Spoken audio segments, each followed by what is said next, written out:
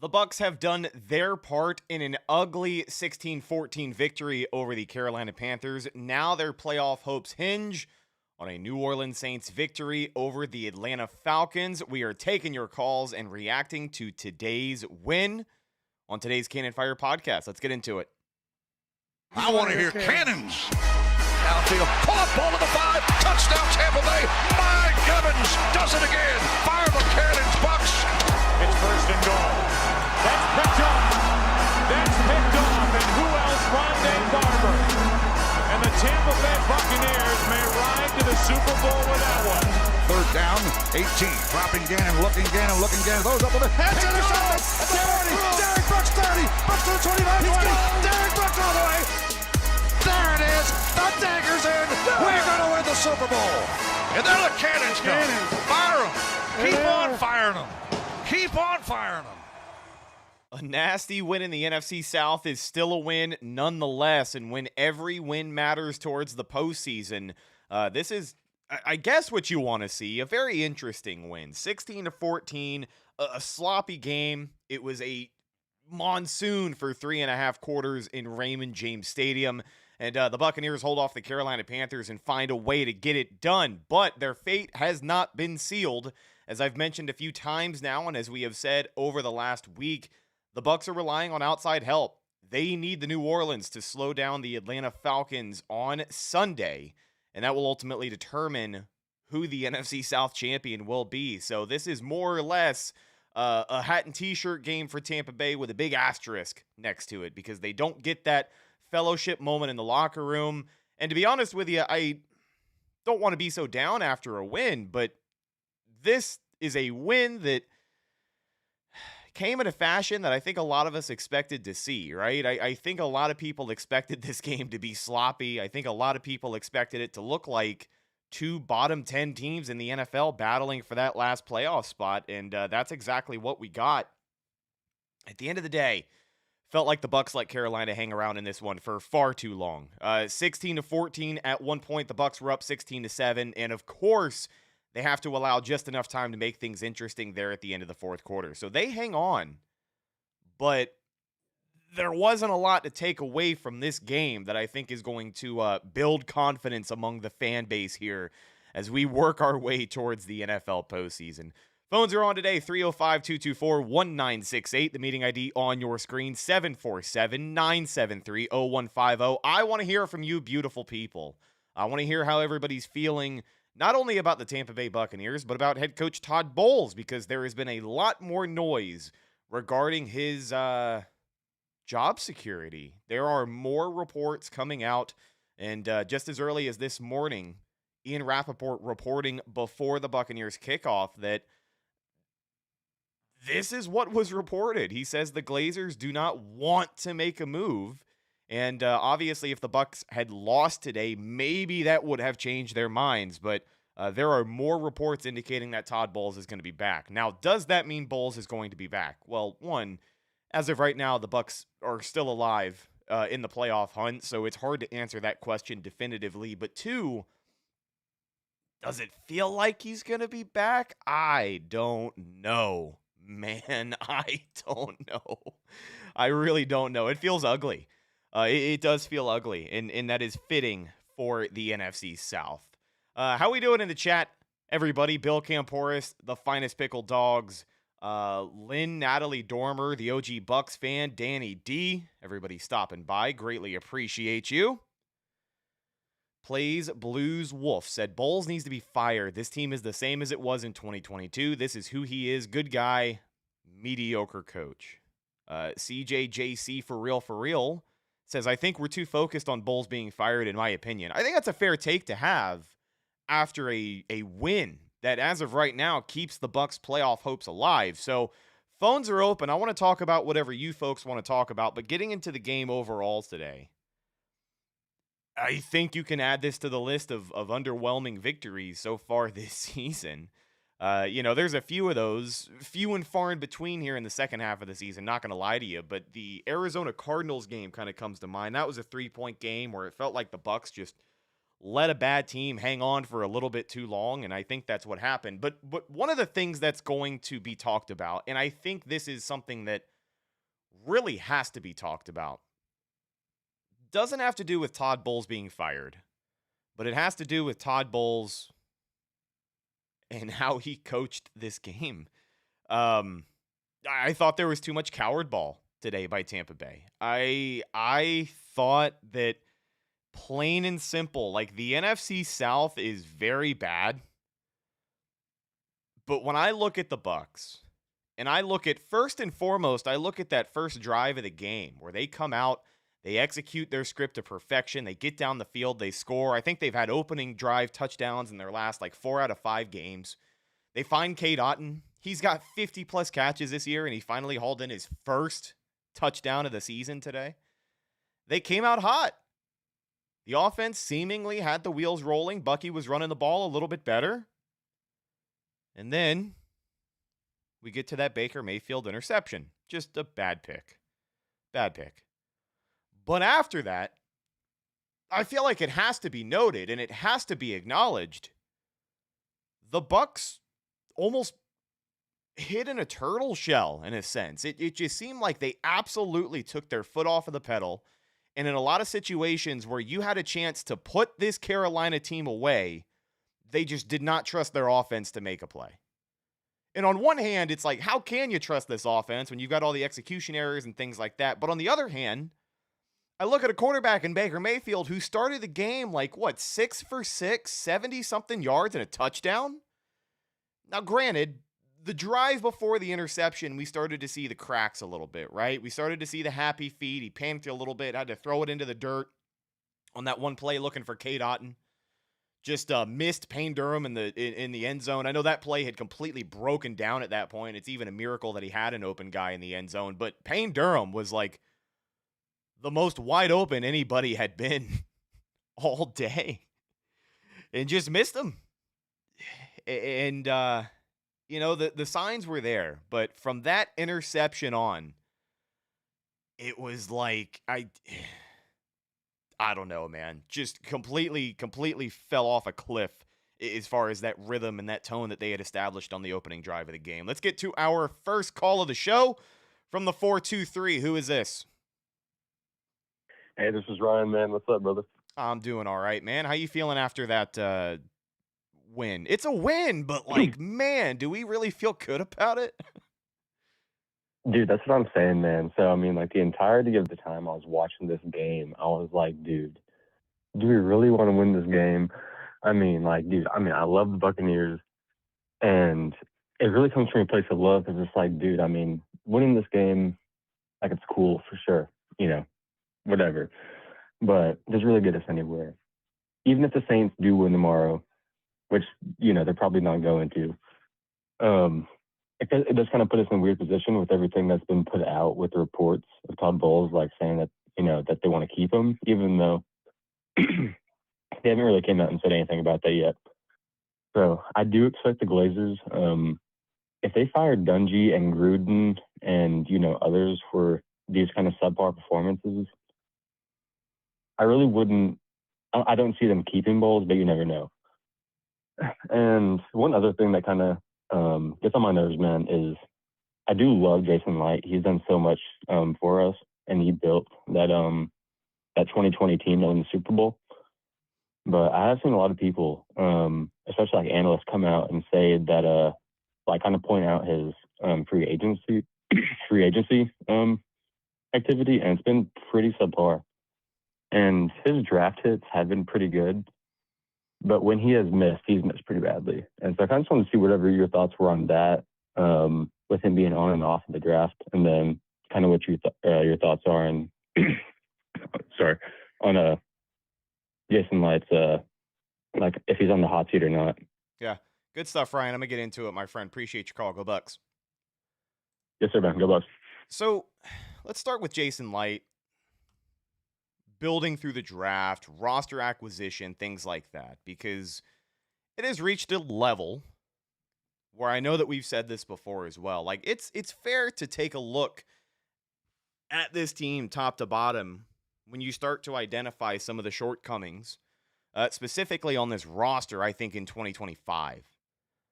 And, between the lack of free agency moves, the lack of anything at the trade deadline, which at that point, didn't feel like anything they could have done at the trade deadline was going to save this team. But I will say that one of the things that I need to see more return from, that I think is a fair criticism of Jason Licht. He has a tendency of putting far too much faith into his draft picks to be the best possible case scenario. And that's what we're seeing with Servassier Dennis. Jacob Parrish has had an up and down year, and he's been more good than bad in my opinion. And he did have a big time interception today, made a very athletic play, playing outside for the missing Jamel Dean, so moving over from that nickel spot. That stuff matters. But he's been in trouble a few times this year. Benjamin Morrison had largely struggled in the second half of the season. Those are areas where it's tough for me to say another free agent acquisition would have really helped there, but there are some holes in this Buccaneers team, specifically on the defensive side of the ball. You can look at the linebacker position with everything they put on Servassier Dennis' shoulders. It just feels like there's a lot of holes in this roster that you can point to Jason Licht just honestly expecting best case scenario for a player that wasn't going to deliver that. And we knew about that stuff before the regular season he had even started. So I think it's fair. I think it's a fair point. As far as Todd Bowles and more of these reports coming out, you talked about how, Tony Dungy was ultimately more successful. He made it to the NFC Championship game against LA. And the Glazers still moved on. I don't, it feels wrong to sit here and guess, because yes, the Buccaneers are still alive and still have hopes for the postseason. And if that is the case, if the Bucs make the playoffs, man, when you've got Bruce Arians and you've got Rondé Barber and you've got Adam Schefter and Ian Rappaport floating reports out that the Bucs may not be eager to move on from Todd Bowles. The money situation of his extension is something that was brought up. But, the Glazers don't ever have a history. You can look at their track record and how they handle head coaches. They don't operate based off of contracts. John Gruden fired an extension and he was gone a year later. So I do get a weird sense that it's maybe we do have to brace ourselves for him to be back. But the other part of me, and I don't want to put on my tinfoil hat here and get into conspiracy theories, but it really does feel like this could be a PR push to make it seem like, oh, the Bucs don't want to fire Bowles, but he's going to retire. I think you get what I'm trying to say. And I'll kind of leave it at that for now because they're still alive. How much longer will they be? I don't know. We certainly need the Saints to handle business, and I can't believe I'm saying that. I'm not actively rooting for the Saints because I would never do such a thing. But, the Buccaneers postseason hinges on how New Orleans is able to handle Atlanta. I know that the fan base is pretty much done with Todd Bowles, and I think the overwhelming feeling, even despite the win today, the overwhelming feeling is that for the last couple months, man, it feels like it's over. And I don't want to say that definitively because, yes, the season is still alive. And we'll get into some more things from today's game. But I guess that's, I don't know. My opinion on Bowles right now is very open-ended because we're going to have to see what happens over the next 24 hours. Let's get to another call here from the 727. Who's this? This is David from Clearwater. David, how are you, my friend? I'm good. I'm happy about the team winning. So tomorrow. You there? Did we lose you? It was very representative of the season. So what I saw was a solid defense that played as well as they could with the roster that we have. Up until the turnover from Baker Mayfield, They did not have any chances, and it's understandable for them to give up a touchdown, with the interception so far back into our field. And then whenever they score the second touchdown, it's just what we've seen so many times over. Unfortunately, we don't draft well. We overhype players that don't have the skills, that don't have the the upside. So like everybody was raving about Benjamin Morrison, and I haven't seen him play well. And when it mattered most, he fails. Just like most of Jason White's picks, he specialized in picking mediocre players that make it into a mediocre roster. And when push comes to shove, we always lose because they fail, right? So for all the people that were saying, "Oh, fire Jason White, fire Todd Bowles, fire Todd Bowles," I think this was a very good game to explain that the best thing that we have is Todd Bowles.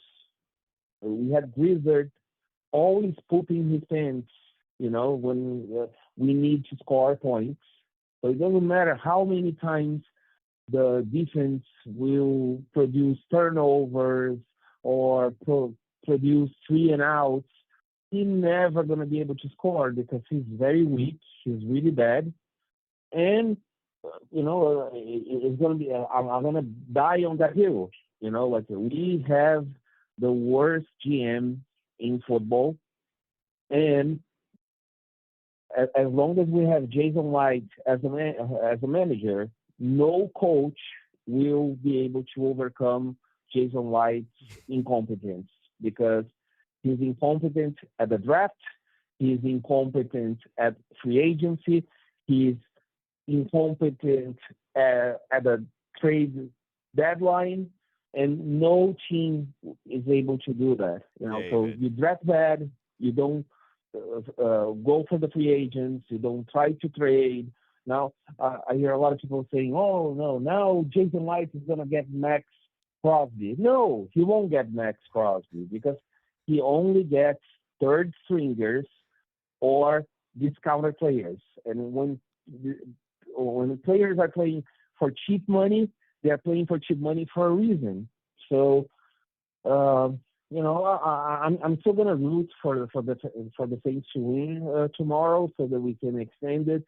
But what I saw today was a very clever defense design for a defense that has a lot of holes, a lot of roster issues, and Todd Bowles was able to do it. He was able to contain the Panthers as much as he could, but with really bad players that will always fail in crucial moments because that's what Jason White does best. He has a special ability to get mediocre players that are just good enough to make it into the NFL, but never good enough to shine in the most important moments. David. That's all I have to say. David, my friend. Hey, Hi. Great stuff, great points. We're gonna break this down. I appreciate your call though, man. Go Bucs. Okay, go Bucs. Go Bucs. I gotta disagree. Okay, so first off, there were a couple of statements there. David, you had me in the first half, man. I do agree that there are certain things when it comes to building this roster that, yes, you can absolutely say maybe Jason Licht left a little bit to be desired. You look at that entire front seven. You look at the outside linebacker. You look at the edge rusher specifically. Even the interior linebackers. Levante, David, we will get to him very shortly. But like Servassier, Dennis, everything that we've talked about so far this season, all of that out of the question. When you look at today's individual performance, Todd Bowles' defense did a pretty good job, and we'll get to that as well. But I cannot sit here with a straight face and say that Jason Licht is anywhere near the worst GM in the NFL. I can't do it, my friend. Again, there were a lot of solid points there. And I think that when it comes to the roster construction, the lack of veteran talent and free agency, trusting our guys to the detriment of the team, it's all fair criticisms, but I don't think he's anywhere near the worst. The defensive performance today anchored by linebacker Levante David with 6 tackles today. Big number 54 has officially tied Pro Football Hall of Fame linebacker Derek Brooks for the Tampa Bay Buccaneers franchise record of 1,714 tackles. 54 and 55 right up at top of the record books there. Would have liked to see him get 7 to break the record and stand alone, but man, if this really is the final regular season game for Levante David, there is no better way for him to go out than on top of that Buccaneers tackle list. And I'm happy to see that he was able to make it happen. But on the defensive side of the ball, they held Carolina to 19 yards on the ground. They were 1 for 8 on third down. They did a decent job at getting off of the field today. Now, I think there were maybe some gifted calls later on in the game as far as officiating goes, and maybe a lot of the more damning ones were for the Buccaneers offense and their benefit. But I don't think you can be entirely upset at the defense. Now, later on in the game, letting Carolina stick around, to be debated, right? You know, the touchdown to bring them back into the game and make it 14-16. That was just an execution that was simply inexcusable. Like, that should not have happened to Tampa Bay secondary to really open things up and allow a big over-the-top shot from Bryce Young. That is where he thrives. That's where he has thrived all season in pressure situations like that in the final closing minutes of football games, and the Bucs fed right into it. Like, that can happen. And that's the stuff that's been happening all season long against this Todd Bowles defense. And, like, that's part of what the overall issue is. It's incredibly frustrating.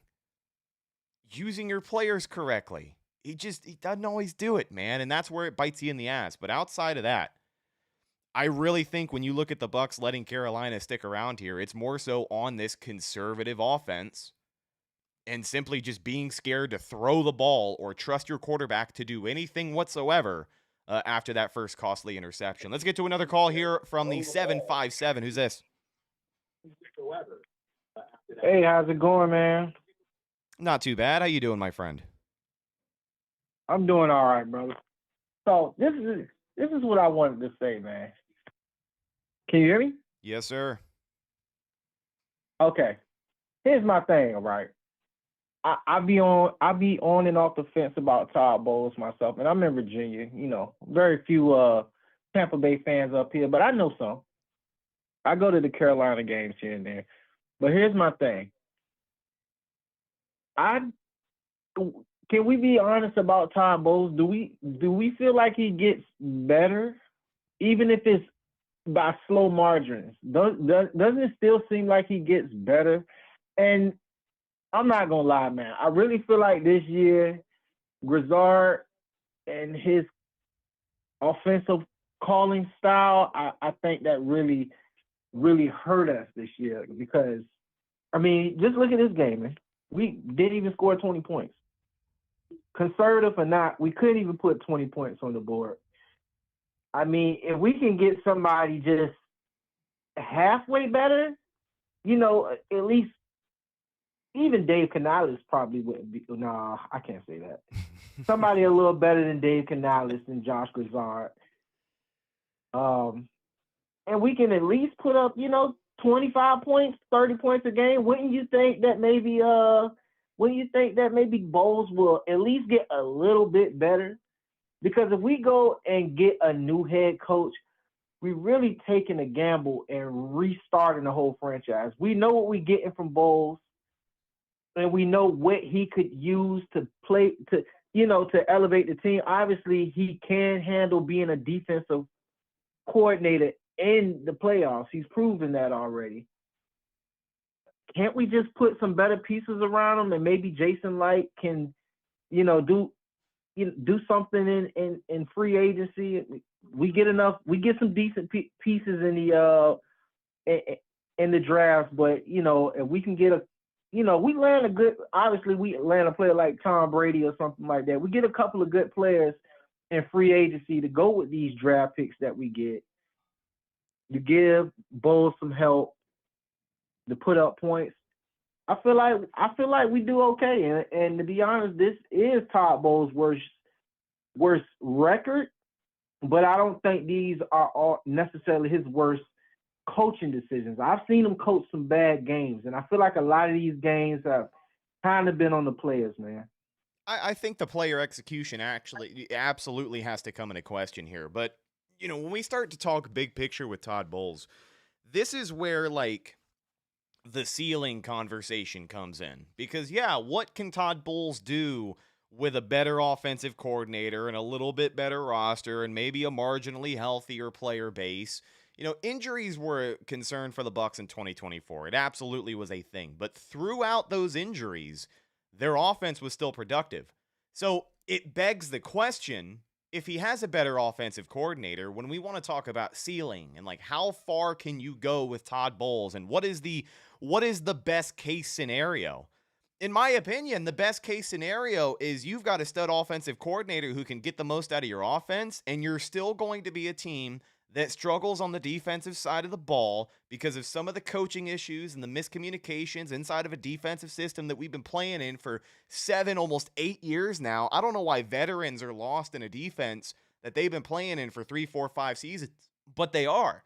So when we talk about the ceiling of a Todd Bowles team, man, with the track record that we've been given, the fact that we are changing offensive coordinators every single season, it's a valid point that, like, you know what?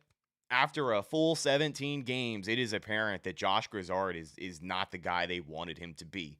And that is fair to say that that's something holding the team back.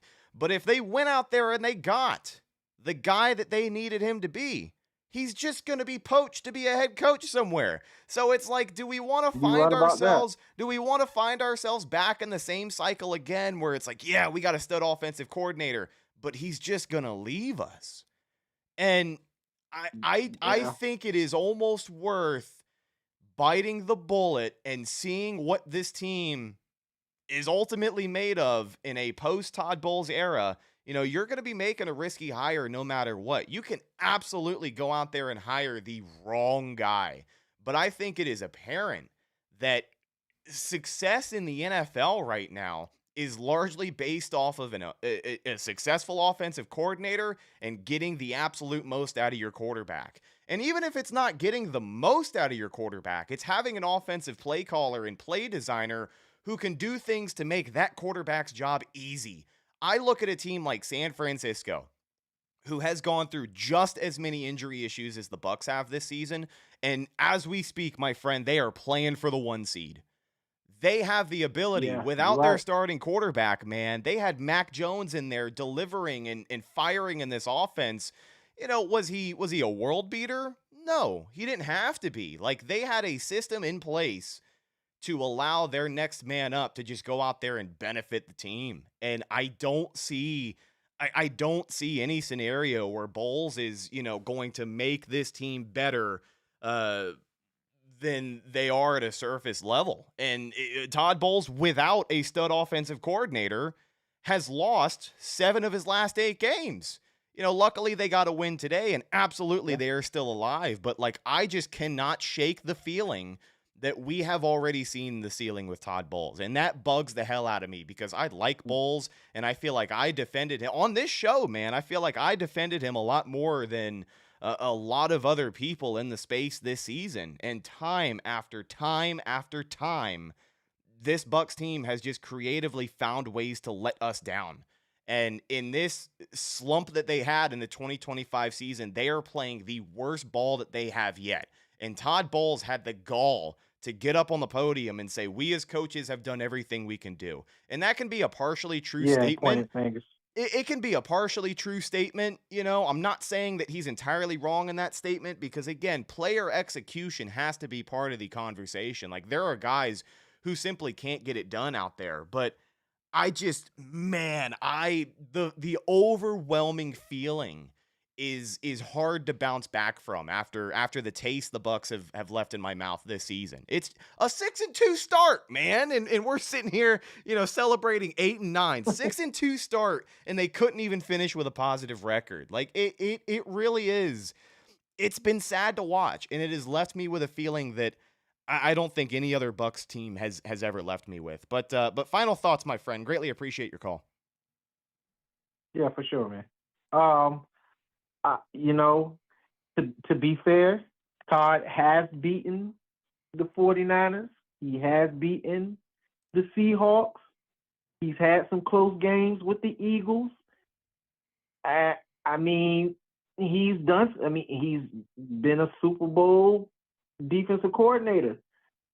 I mean, you know, if we are able to sneak into the playoffs this year, you know, if we are able to sneak into the playoffs and Todd can prove that he can handle, you know, and we've seen him do this. He's able to handle it. But like you said, it's the poaching thing. It's the special teams. It's so much against Todd, man. I wish, you know, maybe he would be humble enough to just be the highest paid defensive coordinator and let somebody else come in and be the head coach. I don't think he'll do that. But I mean, man, it just sucks to see because we got a very, very talented offense. And, you know, the defenses, you know. But, yeah man. I think the Bucs. I agree with you, man. The Bucs have been a perfect storm this season where, like, it's hard to say that, you know, it's just Todd Bowles' fault that they are where they are, because that's absolutely not true. There is so much from the offensive side of the ball. You know, the quarterback kind of being an issue the last month and a half, these costly turnovers. The offense was rolling today until they had that untimely interception. It led to points, brought Carolina right back into this game, and the Bucs kind of folded. Like, that's on the offense more than it's on Todd Bowles, but at a certain level, man, I don't think you can accept it anymore. But we got to get to a few more calls. I appreciate you, my friend. Go Bucs. Yeah, thank you, brother. Have a good one. You too. Man, one of the things that I want to highlight here before we get to some more calls, and we're going to go over to the Twitter machine. And this was a rant that our good friends at Real Bucs Talk went on, and I think it encapsulates a lot of what is going on with Todd Bowles. And I want to pull this up. Where are we at here? Here it is. So this was the initial report this morning from the Insider Show. The Insiders on NFL Game Day kickoff with Mike Garofalo, Judy Battista, and Tom Pelissero. The future of Bucs coach Todd Bowles.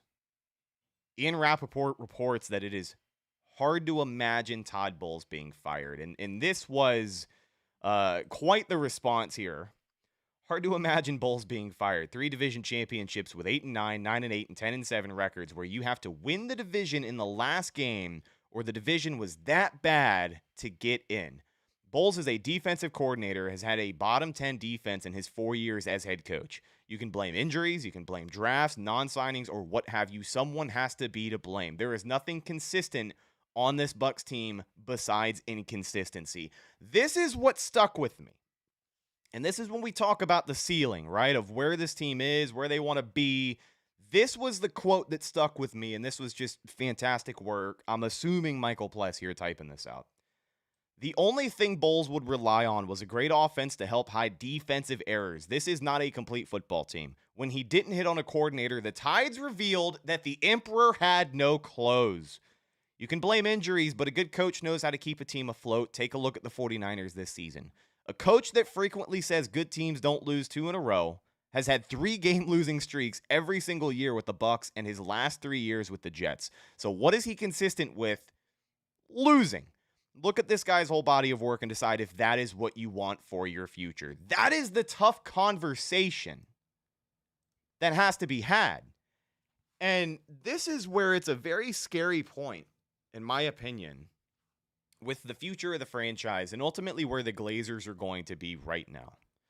The report that came out before the game is that if Todd Bowles had lost today, it may have been enough for the Glazers to want to make a change. There was also reported that the Bucs are one of the teams expected to make some changes at the coordinator position. So if they hang on to Todd Bowles, I highly doubt Josh Grizzard is your OC next year. But with everything they have seen this season, you're telling me that this was the one game that was going to change their minds? I just can't get behind that.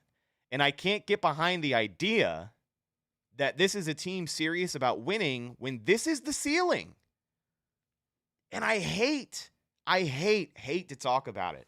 like that, man, especially after a win, especially after a big NFC South win that you desperately needed to keep your season alive. But when we talk about the future and we talk about what ultimately next season is going to look like, I think it's going to be a long year if Todd Bowles is back once again. And I really do hate to say that. Another caller here from the 773. Who's this? Yes. Hello, this is Jay from the Real Bucs YouTube. How you doing? Jason, what's going on, man? Nothing much. I just wanted to say I love the channel, but I did want to play a little devil advocate for Todd Bowles. I feel like Todd Bowles' peak, I can argue, was 2020. I feel like when he had a serviceable defense, we won a Super Bowl. I feel like in 2019, we were really good as a defense. That's why he got the job. I feel like Jason has to take some heat because these issues with the front seven and the defensive line have been years, not just like one season, but years. You can't say, hey, we need a pass rusher. Here's Shaquille Barrett. You can't say, hey, we need a pass rusher. Here's JPP. And I feel like you can't give Todd these kind of people and then blame him for shortcomings on defense. When he has serviceable people, you've seen what kind of defense we can have. Now, I do understand your point about offensive coordinators when they come and then they're going to leave. Now, if you get a good offensive coordinator that goes out there and scores 30 points a game, then you may have to tell Todd, hey, listen, we're not going to go through this again. You may have to go. But I feel like until then, I don't have a problem with them keeping Todd because I feel like you got to give Todd serviceable people. Jason has to go out there and get a decent front seven because our linebackers have been an issue for the past 3 seasons now. And if this was 54's last game, you can't go out there with Dennis and Jones. You can't. You have to give Villa somebody else on the defensive line. I feel like the rest of the guys are not starters. Yaya and Riddick have not won one-on-one matchups because Villa gets doubled. So that leaves Yaya one-on-one. He doesn't win them. Anthony Nelson doesn't win them. Paul doesn't win them. You have to get serviceable guys. We have to go out and get veterans and free agency to put on the defensive line. Now, if you do that and the Bucs actually win with Todd Bowles, then okay, it's fine. We need a serviceable team. But if you go to another head coach with the same defense, I believe you're going to have the same problems. Then who are you going to blame? I feel like there's nothing wrong with coming back with Todd. Let's revamp the defense, give him some players. We have to have another offensive coordinator, number one. We have to have another special teams coordinator, number two. Those two coaches have to be replaced. But I don't have a problem with Todd coming back. But if you get a good hot coordinator, you have to keep him. I do agree with that. And when you say about the 49ers, I mean, Brock Purdy, that's a good quarterback, man. Christian McCaffrey, Hall of Famer. George Kittle, those people in San Francisco score a lot of points. They give up a lot of points now, but they score a lot of points. What I saw today was ridiculous. Like to run the ball 3 straight times so you can win the game, that's ridiculous. Stop putting the defense, who's our weak link, back on the field. Go score some points. This is as healthy as the offense been all season. And that was incredibly. You got 13, 14. I'm sorry. No, you're good, man. I'm gonna add on to that. That was frustrating for me to see too, because there were so many moments in that second half of the game after the interception where they had a chance to be a little bit more aggressive and ultimately just end this game, put Carolina away, and they refused to do it. The 3 straight runs that you talked about, man, it's apparent that Josh Grizzard, man, with all due respect, like he's just not it. You know, he's not a good play designer. No. Some of his play sequencing is questionable at best. He had a couple of good runs. Like the opening script in today's game was great. Bucs went 70-plus yards right down the field, and they scored their first tight end touchdown all season.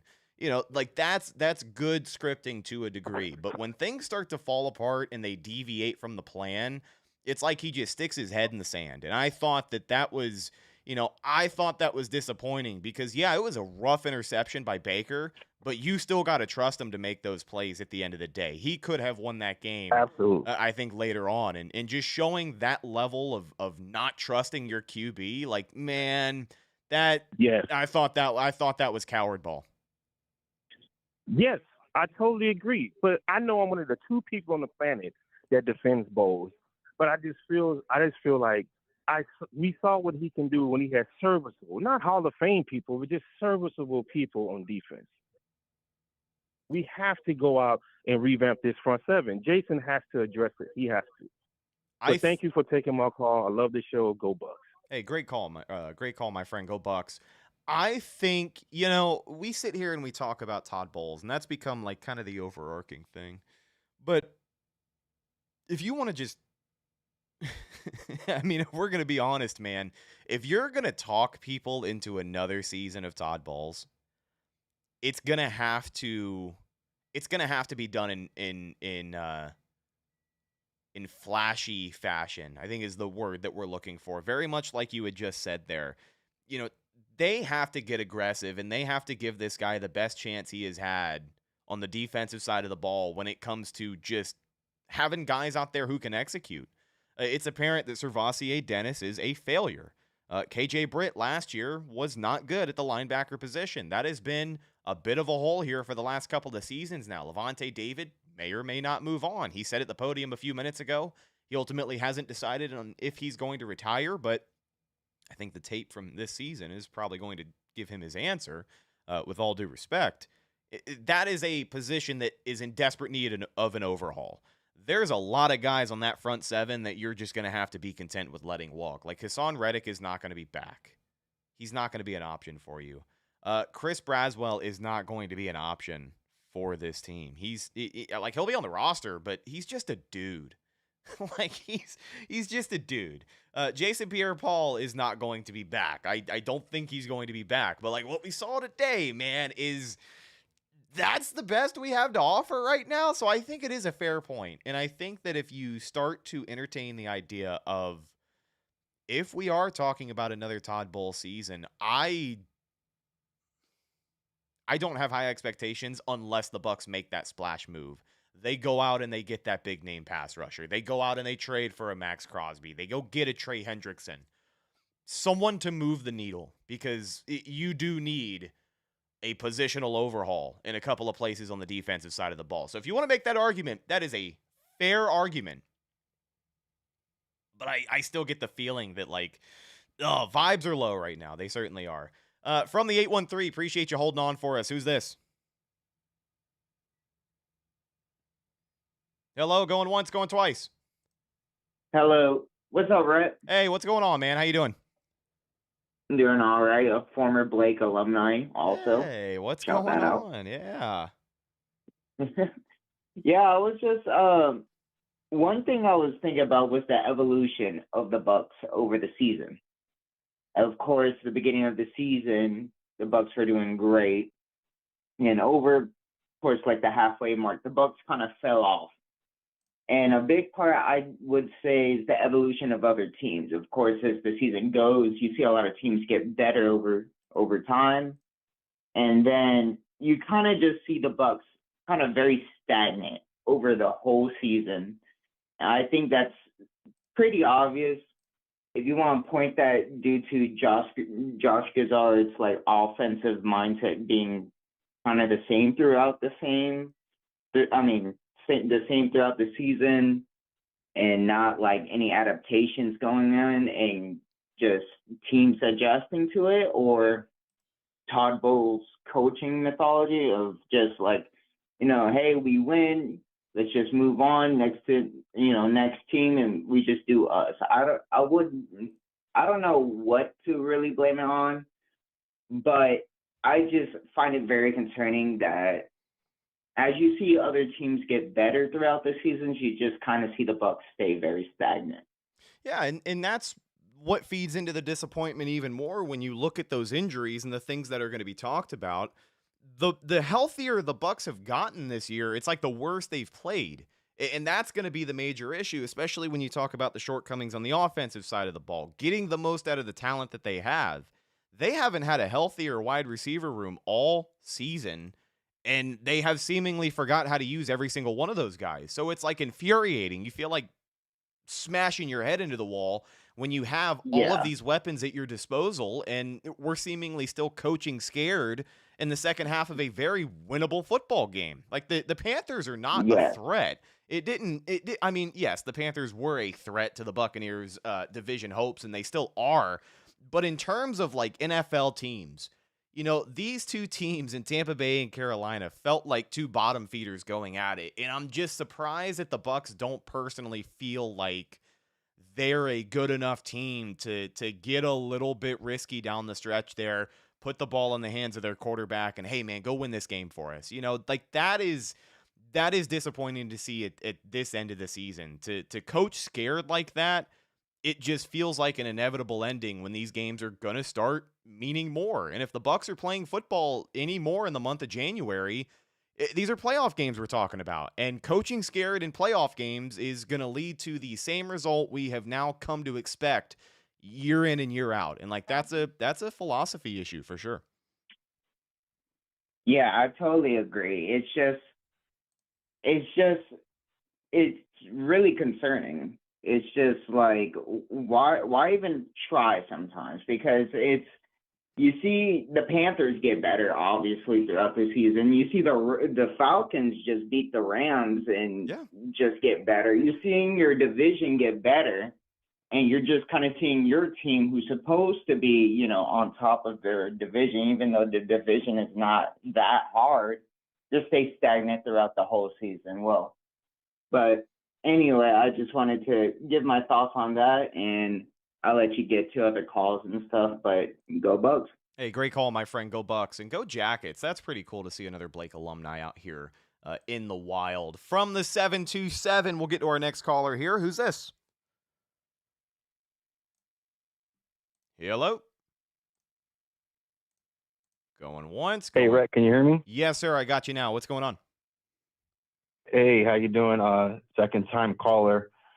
Yeah, man, I'm listening to the pod and pretty much it's in agreement with everything. I think we have a tough decision because the devil we know is Todd Bowles, who's, 500 coach.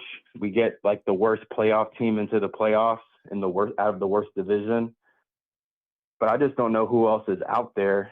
I'm not sure if you're in the know on who we would get, but this game, I mean, we did play pretty good defense for what it is, but obviously Grizzard has to go. But yeah, I mean, today was just too conservative again. That 4th and 2, and we punted from the 50, and then we got that lucky call for them to punt it back to us. We kind of got lucky this game. The two words that come up to mind this last few weeks as we lost control of our destiny is it's like, for what? Like, I don't know why we would want to go to the playoffs just to lose one and done, but it's going to be tough just because I just don't know who else we could pick up. We have a really solid team. So, obviously we missed on a lot of like defensive picks. We don't have a pass rush, but I was going to ask you who would you think we would pick as the next head coach? Man, there's a few candidates out there that I think would be available that I would like. I don't know if they are popular choices per se, but there's a couple that come to mind.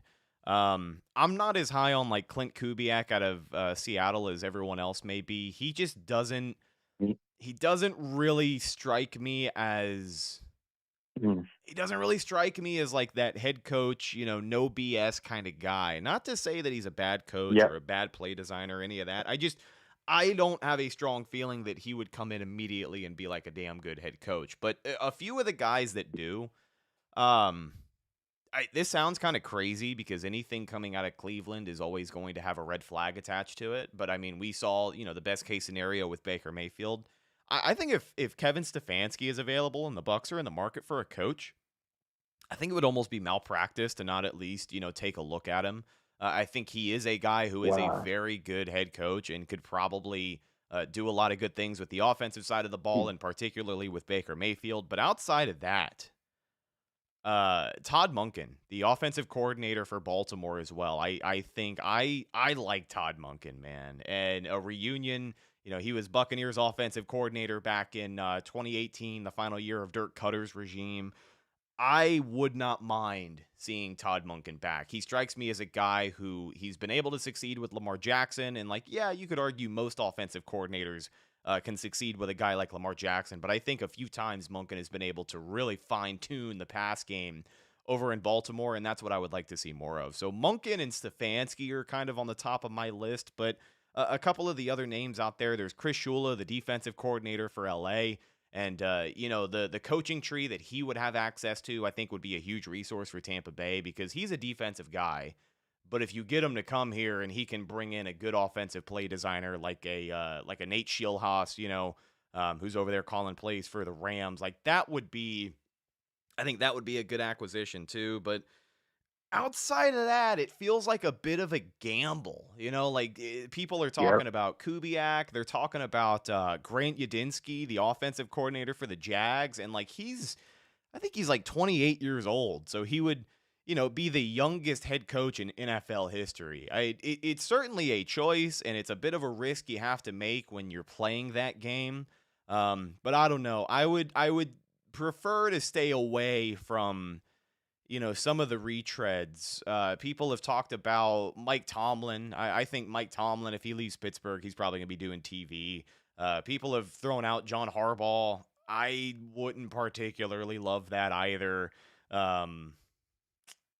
So we'll see. But it feels like a tough year to have to go out and find a head coach. So I think that also factors into the conversation when we talk about moving on from Bowles, which – the vibes are bad, man. They really are. Yeah. But I do think that regardless of everything we have been through, I think if the Bucs can really find a way to revitalize that defense and just overhaul a couple of different positions, get some real dogs on that front seven, it's going to be an interesting conversation to have. I think it's going to get worse before it gets better as far as, things are going to get uncomfortable. I think the fan base is going to be really, really pissed off. But we could all be getting ourselves worked up for nothing. We could be sitting here talking about Todd Bowles' future just for him to decide to retire regardless that second week of February. So we got to wait and see. But there's a couple guys on my list that I would like to see here. Yeah. Offensive guys for sure. Yeah.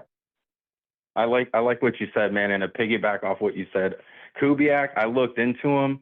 He runs 11 personnel, 2 tight ends. It does not work with the players we have. Yeah.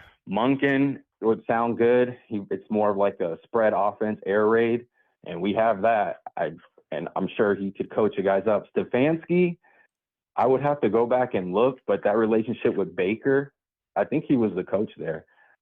I don't know if that would mesh well, but I would agree he seems like a fiery, like a real CEO head coach. But that's where I'm it's like a catch-22. It's like we know what we got with Todd Bowles. If we can get a really good offensive coordinator, that'd be awesome.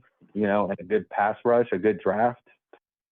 But yeah, I'm just a Bucs fan sitting on the couch. I can't hire nobody. I can't draft nobody. I can't fire nobody. So we'll sit back and see. Yeah, I'm with you, my Go friend. Bucs. Go Bucs. Great call. Appreciate you calling in. Thank you guys for hanging out with me over the last hour. I've been trying to get my camera to work. I don't really know what happened. It kind of froze up and dropped out on me, and I don't think OBS wants to pick it up for me. But that's okay, because we found a pretty good point to cut things off. 16-14, the Tampa Bay Buccaneers with an 8-9 record. Right now, if the Falcons take down the New Orleans Saints, then they will be staring down the record of a 3-way tie at 8-9, with the Panthers getting that tiebreaker and ultimately taking the NFC South crown. So as of right now, I can't believe I'm saying this.